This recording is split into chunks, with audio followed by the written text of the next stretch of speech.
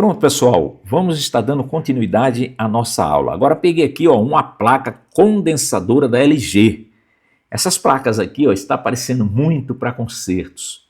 Eu tenho certeza que dentro de pouco tempo vocês também vão estar pegando essas placas para consertar, tá certo? Então o que nós vamos fazer aqui? As mesmas coisas que fizemos nas outras placas.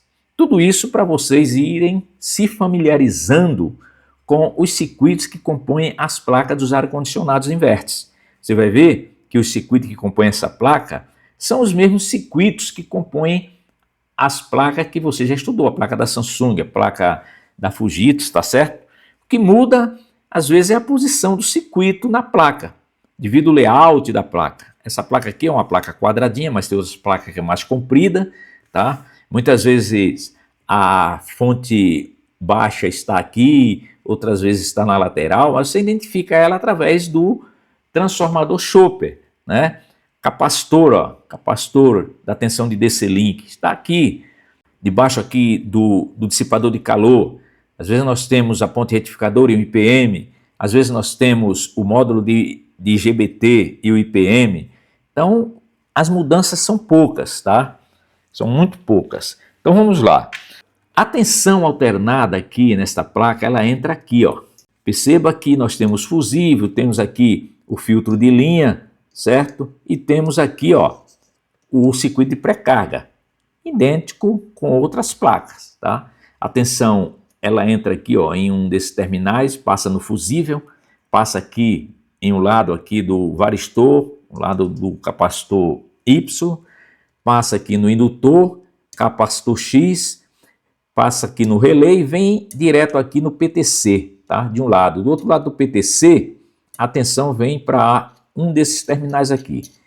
Esses dois terminais, pessoal, é onde vai a bobina do PFC, aquilo que chamamos de reator, tá? Essa placa aqui, ela não tem o IGBT aqui do PFC. Então isso aqui é um PFC passivo, não é ativo. Ativo é quando tem lá o IGBT recebendo pulso lá do microcontrolador, tá?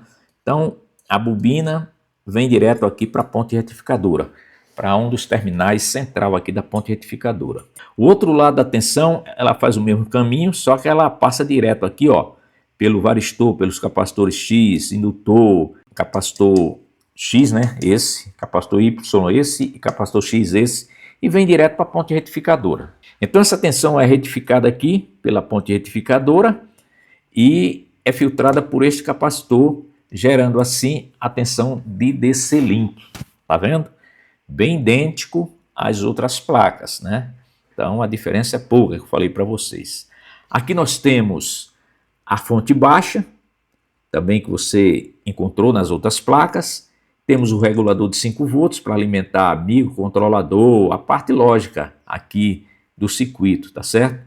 Aqui nós temos esses dois relés, um faz o acionamento do motor ventilador, o outro da válvula, tá certo? Aqui nós temos o conector de saída para o motor, as 3 fases, U, V e W, que vai para o motor. Aqui nós temos conectores aqui, ó, dos sensores.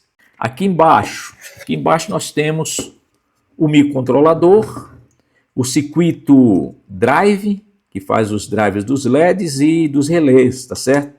Nas outras placas era o LN 2003, 2004. Aqui na LG eles usam muito o Kia 6600, tá? Que é a estrutura interna dele é igualzinho à estrutura do LN 2003. Aqui nós temos os dois resistores shunt, né? Como eu falei para vocês. Então é isso aqui, pessoal, tá? Aqui, ó, nós temos esse capacitor aqui, que filtra mais uma vez a tensão de 15 volts, que vem alimentar aqui o IPM, e aqui os 3 capacitorzinhos do bootstrap. Então veja que os circuitos que compõem essa placa aqui são os mesmos circuitos que compõem as outras placas que você já estudou, tá certo?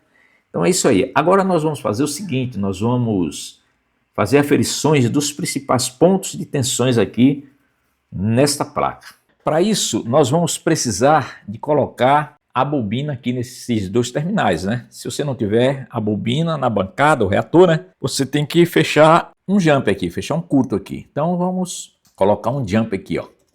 Porque a tensão que chega a esse terminal tem que passar para esse, para ir até a um dos terminais centrais ali da ponte. E a outra fase ela vem direto, né, para outro terminal central ali da ponte retificadora. Então vamos pegar aqui esse rabicho com as garrinhas de jacaré e já colocar aqui, ó, na entrada da tensão AC. O certo é você usar sempre a lâmpada série, tá, para não criar problema de curto. Mas como eu já tenho uma certa habilidade, eu vou estar ligando direto aqui. Pronto, já liguei. Vocês viram aí o atracado relé, né? E aqui, ó, está o LED aqui piscando, pessoal. Já nos dá sinal que a fonte aqui está funcionando, tá certo? Então agora vamos aferir as tensões. Vamos colocar a placa nessa posição. A primeira tensão que nós vamos aferir aqui, com a placa nesta posição, é a tensão de DC-Link. Para que a gente possa aferir essa tensão, nós temos que achar um ponto GND aqui do primário, tá? Então aqui nós temos o circuito integrado SK051 e o pino 1 desse circuito integrado é um GND. Então vamos colocar o multímetro aqui na escala de tensão contínua e vamos colocar a ponteira preta aqui nesse terminal 1 do circuito integrado e a ponteira vermelha no pino 3, que é o dreno do transistor MOSFET, que está interno aqui ao circuito integrado, tá? Então, vamos lá. Perceba a tensão de DC-Link 324. Então, nós já temos a tensão de DC-Link aqui. Então, isso é sinal que daqui para trás está tudo legal. Não sabemos ainda se a fonte aqui está oscilando. Claro que nessa placa a gente já sabe porque o LED lá está acendendo, mas se você não soubesse, então você ainda não tinha certeza. Você poderia estar colocando o osciloscópio aqui no dreno, né, no pino 3, para estar vendo a forma de onda. Mas para adiantar o serviço de bancada, nós aferimos a tensão aqui e já vamos aferir tensão no secundário. Como eu não tenho acesso aqui os terminais dos capacitores, que eu estou pelo lado de cima da placa, né? Eu uso aqui os diodos, tá? Então, eu vejo os diodos das linhas, que no caso aqui são duas linhas de alimentação. Então, eu ponho a ponteira preta no anodo de um diodo, qualquer diodo aqui das linhas, e a ponteira vermelha no catodo, tá? Anodo e catodo do diodo. Então, eu tenho atenção aí, ó. Tá vendo aqui? Nós estamos na linha de 15 volts, tá? 15 volts. A outra linha de alimentação aqui, vamos ver, 7 volts, mesmo procedimento. Ponteira preta no anodo, ponteira vermelha no catodo. Então nós temos duas linhas de alimentação aqui funcionando, estabilizada aí, ó, 7.30 e a outra 15 volts. Agora nós vamos ver a tensão aqui no regulador de tensão. Então você pega a sua ponteira preta do multímetro, você coloca no anodo de qualquer diodo desses aqui, do secundário, e você vem na entrada aqui, ó, do regulador. Então nós temos aqui na entrada do regulador os 7.30. E na saída, quanto nós temos? 5 volts travado, tá, pessoal? 5 volts travado. Então aqui já vemos que as tensões estão todas normais. Mas você também pode ver aqui as tensões aqui nos conectores aqui dos sensores, tá? Esse conector branco aqui, esses dois terminais do meio, são os terra, né, dos sensores. Então vamos lá. De um lado nós temos 5 volts, no outro sensor também nós temos aí a tensão de 5 volts, tá? Então temos as tensões aqui, ó, dos sensores. Nesse conector amarelo vai apenas um sensor, então nós podemos medir aqui também. Esse aqui é os terminais das laterais. Então 5 volts travado.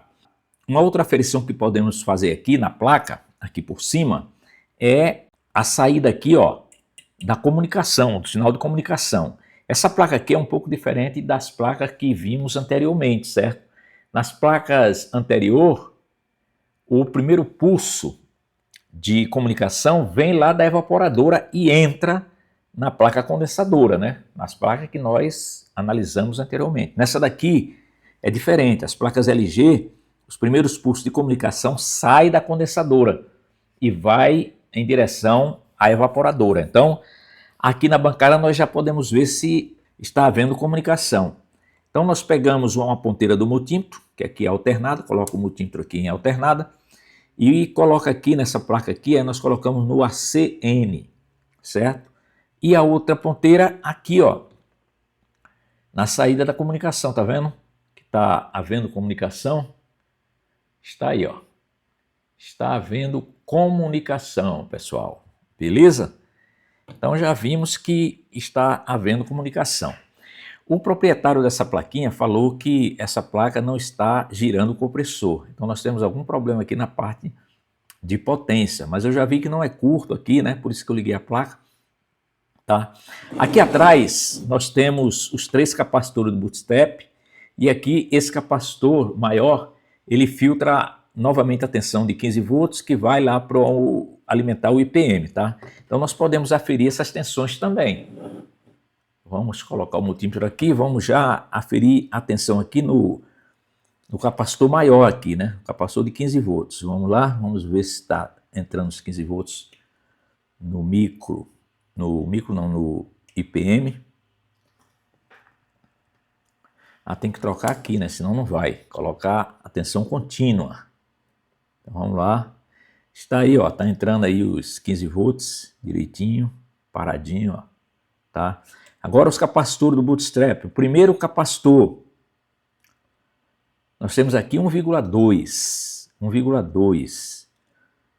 Segundo capacitor, 1,3. Ó, tem algum problema aqui já, hein? No terceiro capacitor, 14 volts.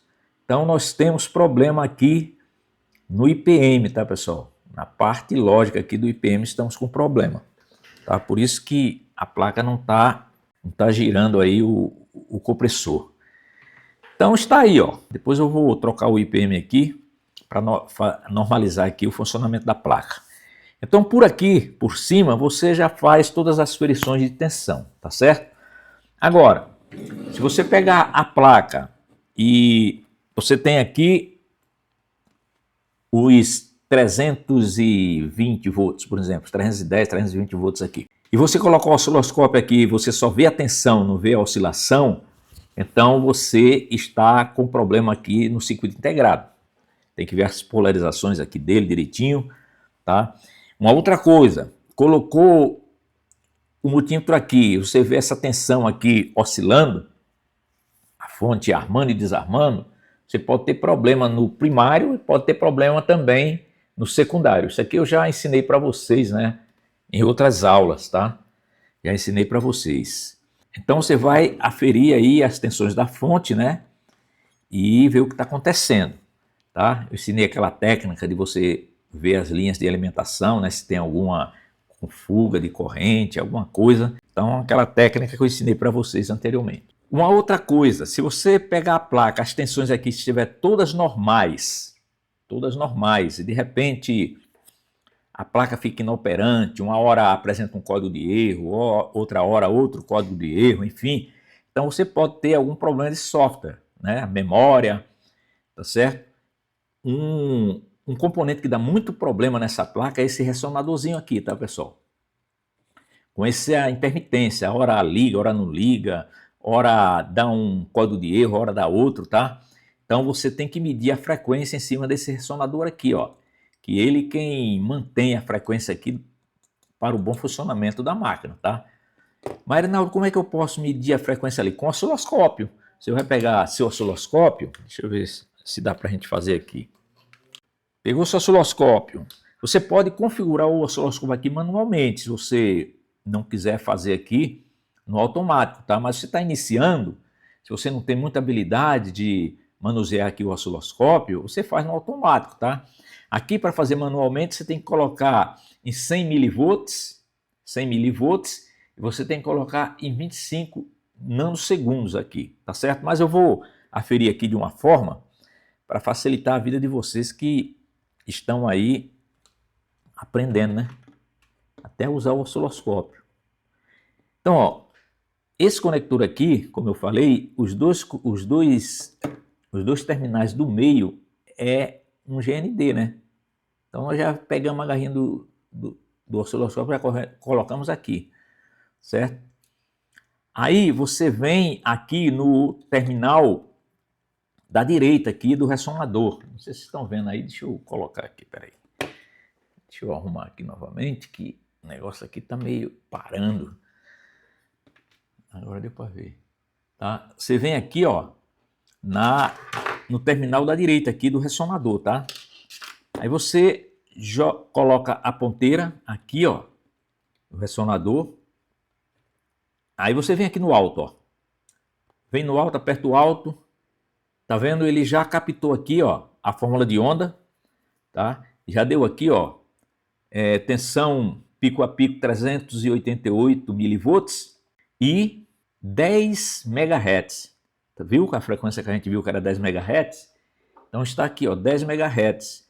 Então aqui você tira uma conclusão se esse ressonador aqui tá legal.